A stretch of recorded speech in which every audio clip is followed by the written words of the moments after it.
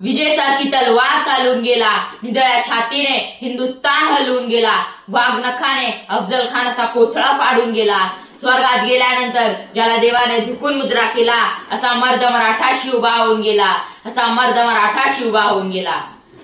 आज या मातीत जन्म घेतलेल्या मुलाला सांगावे लागत नाही की छत्रपती शिवाजी महाराज कोण होते, कारण जन्मता तिथली माती त्यांच्या मनात शिवरायांचे नाव कोरून ठेवते। कोण होते शिवाजी, असे कोणते काम त्यांनी केले जे आज 350 वर्ष उलटूनही त्यांच्या नावाचा जय जयकार सगळीकडे होतो। इथल्या लोकांना तर सोडा, पण इथल्या दऱ्याखोऱ्यांना जरी विचारले की छत्रपती शिवाजी महाराज कोण होते तर ते सांगतील, रुद्राचा अवतार तो वाघाचा ठसा होता, रुद्राचा अवतार तो वाघाचा ठसा होता, विचाराचा सह्याद्रीला आणि विचाराचा सागरी लहरींना माझा शिवबा कसा होता, माझा शिवबा कसा होता। खरं तर छत्रपती शिवाजी महाराज हे नावच असे आहे की त्यांच्या नावाचे प्रत्येक अक्षर त्यांच्या कार्याची महती सांगणारे व प्रेरणा देणारे आहे। कोणे काळी आम्ही जनावरांसारखे जीवन जगत होतो, आमच्या अन्नधान्यावर तर सोडा, पण आमच्या देहावर देखील अधिकार राहिला नव्हता। माणसे आणि जनावरे तर दूरच, पण इथला मंदिरातला देव देखील इथे सुरक्षित राहिला नव्हता।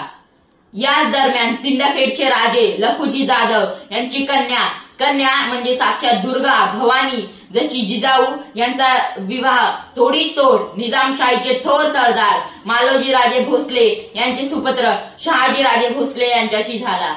त्या काळी या महाराष्ट्रात 5 सुलतानी सत्ता राज्य करीत होता।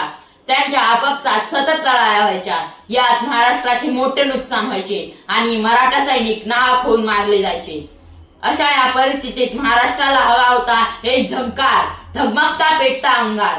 अखेर ती वेळ आली आणि सह्याद्रीची गर्जना झाली।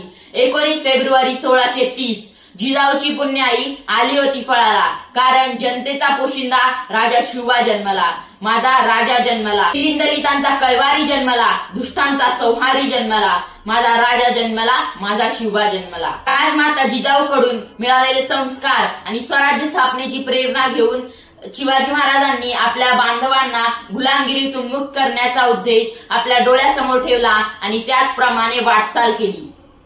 सह्याद्रीच्या कडेकपारे भटकंती करून सवंगडी गोळा केली। तानाजी, येसाजी, सूर्याजी, नेताजी, बाजी असे जीवाला जीव देणारे मावळे जमवले। रायरेश्वराच्या साक्षीने स्वराज्य स्थापनेची प्रतिज्ञा घेतली। हर हर महादेव अशी गर्जना अस्मंतात घुमली आणि वयाच्या 16व्या वर्षी स्वराज्य स्थापनेचा प्रवास सुरू झाला। हातात घेतली तलवार, छातीत भरले पोलाद, हातात घेतली तलवार, छातीत भरले पोलाद, धन्य धन्य हा महाराष्ट्र, धन्य आपले महाराज, धन्य धन्य हा महाराष्ट्र, धन्य आपले महाराज। आज 350 वर्ष उलटूनही छत्रपती शिवाजी महाराज यांच्या कार्य व पराक्रमाची प्रेरणा ताजीच आहे।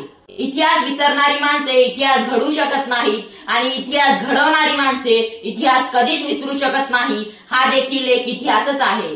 निरक्षर मराठ्यांचा इतिहास सुवर्ण अक्षरात लिहून ठेवावा इतका तेजस्वी आणि ओजस्वी इतिहास शिवरायांनी या मातीवर घडवला। ठेवून मुठभर मावळे आणि निधडी छाती, सोडून सगळे ऐश्वर्य लढलात तुम्ही या मातीसाठी।